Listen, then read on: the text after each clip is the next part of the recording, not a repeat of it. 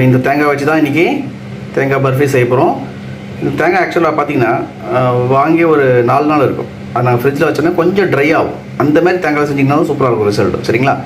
So இது வந்து ஒரு முடி ஃபுல் தேங்காய் நான் அந்த மாதிரி கட் பண்ணி வச்சுருக்கேன். இது வந்து நான் மிக்சியில் போட்டு நல்லா அரைக்க போகிறேன். அரைச்சா தான் இந்த தேங்காய் பூ மாதிரி வரும். நீங்கள் திருவினாலும் ஓகே, ஆனால் அந்த கொஞ்சம் ஹார்டான தேங்காய் திருவ முடியாது.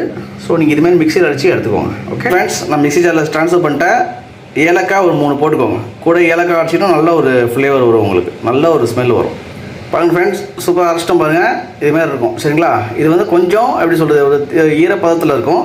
நம்ம லைட்டாக இந்த இதில் பேனில் போட்டு ஒரு சின்ன ஒரு ட்ரை ரோஸ்ட் பண்ணிடலாம். ஓகே பாருங்கள் ஃப்ரெண்ட்ஸ், நான் ஒரு பேனில் இதை ட்ரான்ஸ்ஃபர் பண்ணி அப்ராக்சிமேட்டாக ஒரு 1.25 கப்பு வந்தது. சரிங்களா?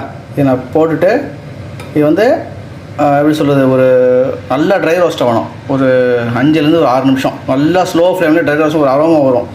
அது வரைக்கும் நல்லா ட்ரை ரோஸ்ட் பண்ணிக்கோங்க. அதுக்கப்புறம் நம்ம சுகர் சேர்த்துக்கலாம். பாருங்கள் ஃப்ரெண்ட்ஸ், ட்ரை ரோஸ்ட் பண்ணதுக்கப்புறம் என்ன ஆச்சு பாருங்கள், அந்த ஈரப்பதெல்லாம் போய் நல்லா உதிரியாக வந்துடுச்சு. சரிங்களா?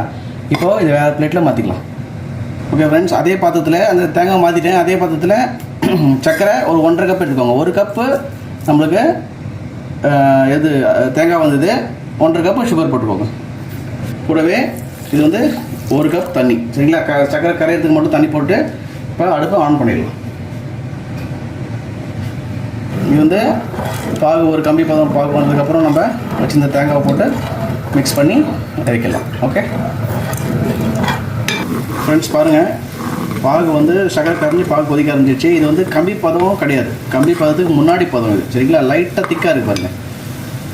ஸோ இது கம்பி பதத்துக்கு முன்னாடி பதம். இந்த ஸ்டேஜில் அடுப்பை சிம் பண்ணிட்டு நம்ம வச்சுருந்த தேங்காவை அப்படியே உள்ளே போட்டுருவோம். ஓகே ஃப்ரெண்ட்ஸ், போட்டு மீடியம் ஃப்ளேம்லேயே நல்லா மிக்ஸ் பண்ணிட்டே இருங்க. நல்லா கட்டி ஆகிட்டு வரும். அதுக்கப்புறம் நம்ம ஒரு பிளேட்டில் லைட்டாக நெய் தடவி அதில் இதை கொட்டி ஆற வைக்கணும்.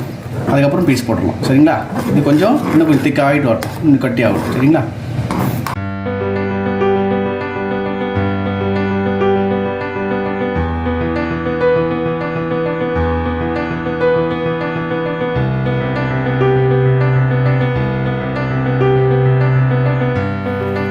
ஃப்ரெண்ட்ஸ், பாருங்கள், ஓரளவு கட்டி ஆகிடுச்சு. இந்த ஸ்டேஜில் நம்ம பீஸ் போட்டு வச்சிடலாம். சரிங்களா? இன்னும் கொஞ்சம் கட்டினோம்னா ஈஸியாக வெளில வந்துடும்.